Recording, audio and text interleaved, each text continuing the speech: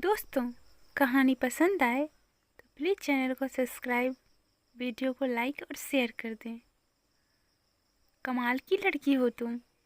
तुम्हारे हाथों में जादू है। तुम कोई जादूगरनी हो ना। हर चीज़ पर जादू चला देती हो। अरविंद की बातें वृंदा को जहर लग रही थी, पर वह चुपचाप खड़ी थी। अरे, वहाँ क्यों खड़ी हो? इधर आओ, बैठो। जी, मैं खाना खा चुकी। वृंदा अपनी जगह से हिली भी नहीं। चलो, खाना मत, मुझे कंपनी ही दे दो। बैठो ना। नहीं छोटे सरकार, मैं ठीक हूँ, वह सकुचाते हुए बोली। लेकिन मैं तो ठीक नहीं हूँ ना, बेहाल हुआ जा रहा हूँ। प्यार से बुला रहा हूँ, समझ नहीं आता क्या? अरविंद झटके से उठकर उसके सामने जा पहुंचा और उसकी कलाई पकड़कर मरोड़ दी। वृंदा की आंखों में आंसू भर आए। सर प्लीज, जाने दीजिए।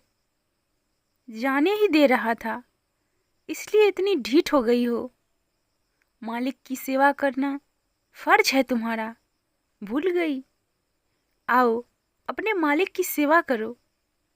अरविंद अब उसे दीवार से सटाए दोनों हाथों से उसका रास्ता रोके खड़ा था। शराब की भभक वृंदा की नाक से टकराई। उसने बेबसी से इधर उधर देखा। पूरे घर में सन्नाटा था। आज सर और मैडम बाहर गए थे ड्राइवर के साथ। बाकी सब नौकरों को छुट्टी दे दी गई थी। यह बात वृंदा को यहाँ आकर ही पता चली और वह तभी से पछता रही थी।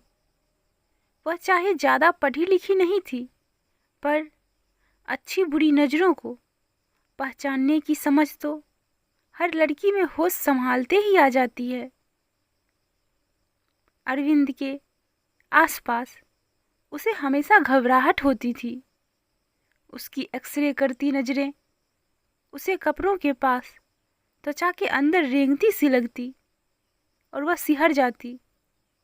उसकी तमाम तारीफों और मीठी मीठी बातों से उसे घिन आती थी। वह झुकी और अरविंद की गिरफ्त से बाहर निकलकर भागी।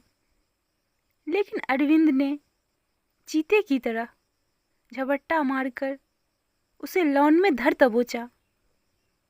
पूरी ताकत से उसके हाथ को काटकर वह मेन गेट की तरफ दौड़ी। न जाने उसमें इतनी ताकत आ गई कि इतने ऊंचे बंद मेन गेट पर चढ़कर बाहर निकले।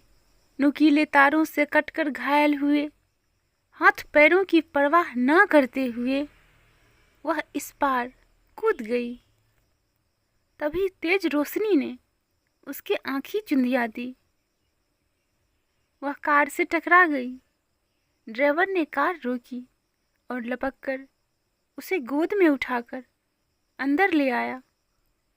अरविंद के बदहवास होलिये लॉन में पड़े वृंदा के दुपट्टे ने मिस्टर एंड मिसेज रस्तोगी को सारा मामला समझा दिया। दुख और गुस्से से कांपते रस्तोगी जी ने लॉन में पड़ा लोहे का पाइप उठाया और अरविंद को बेतहाशा पीटने लगे। उनका गुस्सा देखकर किसी की बीच बचाव की हिम्मत नहीं हुई। लेकिन मिसेज रस्तोगी ने बेटे की हालत देखी नहीं गई। उन्होंने उस पर झुकते हुए रहम की गुजारिश की। तब रस्तोगी जी होश में आए। हाँफते हुए उन्होंने पाइप फेंका और सीने पर हाथ रखकर वहीं बेहोश हो गए। एम्बुलेंस आ चुकी थी। अरविंद को सिर में 10 टांके आए और हाथ पैर की हड्डियों में फ्रैक्चर था। वृंदा के जख्म गहरे नहीं थे। उसकी मरहम पट्टी कर दी गई। लेकिन रस्तोगी जी को मेजर हार्ट अटैक आया। उनकी सर्जरी चल रही थी। हालत गंभीर थी। उनकी अप्रोच और पावर की बदौलत पुलिस या मीडिया को मामले की खबर नहीं हुई। सब कुछ सीक्रेटली हैंडल किया जा रहा था। 20 दिन बाद वे घर आए। सब घर वाले उनके आसपास जमा थे। उन्होंने कहना शुरू किया, कहते हैं पुरखों के कर्म का फल की सजा बच्चे भुगतते हैं। कहते हैं कर्म लौटकर आते हैं। कहा जाता है कि अपने पाप पुण्य के नतीजे हमें इसी दुनिया में मिलते हैं। मैंने यह देख भी लिया। यह कहानी शुरू हुई थी आज से 29 साल पहले, जब मैं 15-16 साल का था। दाई माँ कलावती की तबीयत खराब रहने लगी थी। उन्हें मैं कल्लो अम्मा कहता था। उन्हीं के हाथों मेरी परवरिश हुई। वह महज नौकरानी नहीं, हमारा परिवार ही थी। इसी भरोसे से वे काम के लिए अपनी बेटी रूपा को अपने साथ लाने लगी थी। रूपा नाम जैसी ही उजली, चमकती, निर्दोष, निश्चल, मासूम रूप की रानी मेरी ही उम्र की थी। पारे जैसी चंचल, हिरनी जैसी फुर्तीली। जो उसके हाथ की चाय पी लेता, दुनिया में और किसी की चाय पसंद ना आती। खाना बनाने में भी माहिर, चकरी की तरह घूमती रहती और सारे काम निपटाती। लड़कपन का दौर था और पहली बार किसी लड़की से बात करने, उसके साथ इतना समय बिताने का मौका मिला था। कल्लो अम्मा मेरी माँ जैसी थी, लेकिन सगी माँ तो नहीं थी। पर वे मुझे अभी भी अपना नन्हा मुन्ना गोलू ही समझती थी, जबकि मैं मिहिर रस्तोगी प्राइवेट लिमिटेड का इकलौता वारिस खुद को साबित करने की होड़ में लगा हुआ था। रूपा को दुनिया घूमने का, नई नई बातें जानने का बहुत शौक था। मैं जब भी कहीं बाहर जाता, ढेर सारी तस्वीरें खींचता, उसे हर जगह के बारे में बताता और सबसे नज़र बचाकर उसे खूब तोहफे देता। आखिर वह भी उम्र के उसी दौर से गुजर रही थी जिसमें मैं था। उसे भी मेरी तारीफें, मेरा साथ, मेरा उस पर ध्यान देना, उसे स्पेशल महसूस कराना अच्छा लगता था। हम दोनों के बीच एक अनकहा मजबूत रिश्ता बनता जा रहा था। सब ठीक चल रहा था कि तभी मेरे पापा ने तय किया कि आगे की पढ़ाई के लिए मुझे यूके जाना चाहिए। इससे हम दोनों ही चिंतित हो गए। एक दूसरे से दूर होने का सोचते ही दोनों को घबराहट होने लगी। मैं 21 का नहीं हुआ था, इसलिए कोर्ट मैरिज नहीं कर सकते थे। वैसे भी पापा को पता चल ही जाता। तब हड़बड़ाहट में हमने फिल्मी स्टाइल में शहर से दूर एक मंदिर में एक दूसरे को वरमाला पहनाकर, सिंदूर मंगलसूत्र पहनाकर एक दूसरे को पति पत्नी स्वीकार कर लिया। हमें उम्मीद थी कि अब कोई हमें दूर नहीं कर पाएगा। अब चूंकि रूपा का डर दूर हो चुका था, वह मुझ पर हक जमाकर बात करती थी, मेरा नाम नहीं लेती थी, पत्नी की तरह मेरा ध्यान रखती थी। एक आवाज़ पर दौड़कर चली आती, कमरा सजाती, जूते से रुमाल तक सब सहेज कर मेरे हाथों में देती। यह बदलाव घर वालों की नज़रों से बचा नहीं रह सका। मम्मी और कल्लू अम्मा दोनों ही बहुत कुछ समझ रही थी, पर खामोश थी। उन्हें अंदाजा भी नहीं था कि बात कितनी आगे बढ़ चुकी है। उन्हें लग रहा था कि जल्दी ही मैं चला जाऊंगा और 3 साल से पहले नहीं लौटूंगा, तो बेकार ही रोक टोक क्यों की जाए। बस अब यह हुआ था कि पूरे टाइम हम दोनों पर किसी न किसी की नज़र रहती थी। उस टाइम मोबाइल फ़ोन तो हुआ नहीं करते थे। खूब सारी कस्में, वादे, पहुंचते ही फ़ोन करने के वादे के साथ में यूके रवाना हुआ। दूर रहना हम दोनों के लिए बहुत मुश्किल था, खासकर नए बने रिश्ते के बाद। यूके पहुंचकर मैंने फौरन घर पर फ़ोन लगाया, इस उम्मीद में कि रूपा फ़ोन के आसपास ही होगी, लेकिन माँ ने फ़ोन उठाया। मैंने कल्लू अम्मा का पूछा तो उन्हें फ़ोन दे दिया। मैंने उनका और रूपा का हालचाल पूछा। इससे ज़्यादा मैं कर ही क्या सकता था। फिर तो मैं रोज़ फ़ोन करता, इस उम्मीद में कि कभी तो बात हो, लेकिन नहीं हुई। मैं नए देश में पढ़ाई लिखाई और मौज मस्ती में व्यस्त हो गया। इतनी आज़ादी और खुलापन मेरे लिए सपना ही था। वहीं पापा ने मेरी मुलाकात सृष्टि वर्मा से कराई। वे चाहते थे हम एक दूसरे को पसंद करें, ताकि उनके और वर्मा अंकल, जो उनके बिजनेस पार्टनर भी थे, की दोस्ती रिश्तेदारी में बदल जाए। सृष्टि एक तेज तरार, आत्मविश्वास से भरी, यूके से बिजनेस मैनेजमेंट की डिग्री ले रही, मॉडर्न और बहुत सुंदर लड़की। मेरा मन न चाहते हुए भी रूपा से उसकी तुलना करने लगा। मुझे अफसोस होता कि मैं जल्दबाजी में एक कामवाली से रिश्ता जोड़ लिया। रूपा की यादें मन से मिटती जा रही थी।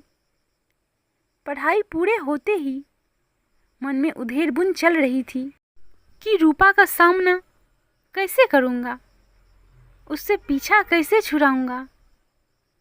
उसे बाई बनाकर घर में रखने और सृष्टि से शादी करके दो दो बीवियों का सुख पाने की कमीनी सोच भी मन में आई। लेकिन मुझे वह मेहनत करनी ही नहीं पड़ी। घर पहुंचकर मम्मी ने बताया कि रूपा की शादी हो चुकी है। मेरे जाने के कुछ समय बाद ही और कल्लू अम्मा उसी के साथ रहने चली गई। मुझे खुश होना था, पर मुझे बहुत गुस्सा आ रहा था, उस अहंकारी बच्चे की तरह जो किसी और को अपना खिलौना देने की बजाय उसे तोड़ देना पसंद करता है। मैं रूपा की जान ले लेना चाहता था। बस 3 साल इंतजार ना कर सकी मेरा, पर कुछ ही दिनों में मन शांत हो गया। सृष्टि वर्मा मिसेस सृष्टि रस्तोगी बनकर मेरे घर आ गई और अगले ही साल अरविंद हमारी गोद में था। सब कुछ ठीक चल रहा था कि 2 साल पहले कल्लू अम्मा मेरे ऑफिस मुझसे मिलने आई। उनको देखकर पूरा अतीत मेरी आंखों के आगे लहरा गया। उन्होंने जो बताया मैं तो सन्न रह गया। बेटा, तुम्हारे जाने के 2 महीने बाद मुझे पता चला कि रूपा पेट से है। मैं उसे मार मार कर अधमरा कर दिया। उसे कहा कि बच्चा गिरा कर जल्दी से उसकी शादी तय कर देती हूँ, यही रास्ता बचा है। लेकिन वह रट लगाती रही कि उसने कोई पाप नहीं किया। तुमने उससे शादी की है, वह तुम्हारी पत्नी है और तुम्हारा बच्चा बिन तुम्हारी रजामंदी वह नहीं गिराएगी। मुझे पता था यह पागलपन है, पर एक मजबूर माँ क्या करती। मैं मैडम से तुम्हारा नंबर मांगने गई। तो उनको कुछ शक हुआ। उन्होंने मुझे गलत नंबर दे दिया और मेरी जासूसी कराई। उन्हें जब माजरा पता चल गया, उन्होंने ज़बरदस्ती रूपा का अबॉर्शन कराने अपने गार्ड को भेजा, लेकिन वह चलती गाड़ी से कूद गई। भीड़ लगने की वजह से गार्ड भाग निकला। रूपा को बहुत चोटें आईं, लेकिन उसे लेकर मैं गांव भाग आई। गहरी चोटों और ठीक से इलाज और खुराक न मिलने से वह बहुत कमज़ोर हो गई थी। बच्चे को जन्म देते वह चल बसी। मेरे पास तो जीने के सिवा कोई चारा नहीं था। एक नन्ही जान मेरी जिम्मेदारी थी। मैंने वह उठाई भी, पर अब शरीर साथ छोड़ रहा है। तुम्हारी बेटी जवान हो चुकी है, अब तो मैं उसकी जिम्मेदारी नहीं उठा सकती। अब तो डीएनए की जांच से सब पता लग जाता है। जांच करा लो, तसल्ली कर लो। यह रूपा का अस्थि कलश और तुम्हारी बेटी मैं तुम्हारे हवाले करती हूँ। हिचकियों से रोते हुए कल्लू अम्मा ने मुझे कलश सौंपा और मैं इतना बड़ा कमीना कि सोच रहा था, अगर मैंने इसे भगा दिया और इसकी नातिन ने मुझ पर पिता होने का केस कर दिया तो मेरी इमेज खराब हो जाएगी। जायदाद में हिस्सा अलग देना पड़ेगा। तो मैं वृंदा को नौकरानी बनाकर यहाँ ले आया, यह कहकर कि यह कल्लू अम्मा की नाती है। कल्लू अम्मा विरोध ना कर पाई कि उनको सर्वेंट क्वार्टर और काफ़ी पैसे मिल गए थे। विरोध करने पर उनकी और वृंदा की जान को खतरा भी हो सकता था। लेकिन अकेले में मैं जब भी रूपा के बारे में सोचता, उस मासूम ने जो सहा वह सोचता, तो मेरी अंतरात्मा मुझे कोड़े मारती। दिन रात वृंदा को अपने सामने देखकर मुझे उसकी याद आती और मैं हार्ट पेशेंट बन गया। लेकिन उस दिन अरविंद जो अनर्थ करने जा रहा था, उसका जिम्मेदार मैं ही हूँ। मैं बहुत बड़ा पापी हूँ। वह तो जानता भी नहीं कि वह जिस पर बुरी नज़र गड़ाए है वह उसकी बड़ी बहन है। ईश्वर ने मुझे पुनः जीवन अपने पापों का प्रायश्चित करने के लिए दिया है। मैं रस्तोगी, रूपा रस्तोगी को अपनी ब्याहता स्वीकार करता हूँ। संपूर्ण विधि विधान से उसका श्राद्ध करूँगा और वृंदा रस्तोगी, जो मेरी अपनी बेटी है, को रस्तोगी परिवार में शामिल करता हूँ। सब के सब सुन्न थे, कोई कुछ बोल नहीं पा रहा था। वकीलों की टीम वसीयत तैयार कर रही थी। अब उनकी रूपा की आत्मा को शायद शांति मिल सकेगी, जिसका दोष बस इतना था कि उसने गरीब होते हुए भी प्रेम कर लिया था।